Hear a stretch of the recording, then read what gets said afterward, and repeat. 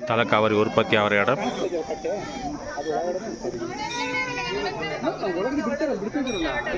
அந்த சின்ன குழியிலிருந்து தான் தலைக்காவிரி உற்பத்தி ஆகி வெளியே வருதுங்க. அங்கே கிட்ட போய் நின்று ஃபோட்டோ எடுக்கிறது நமக்கு அனுமதி கிடையாது. அதனால் தொழில் வந்து ஃபோட்டோ எடுக்கிறோம். தலைக்காவிரி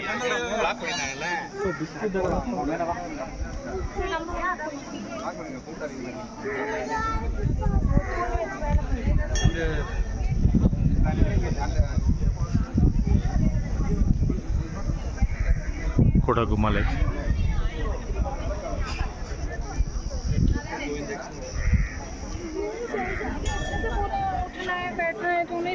இதுக்கு மேலே ஒரு சிவன் கோவில் ஒன்று இருக்குது, ஒரு விநாயகர் கோவில் ஒன்று இருக்குது.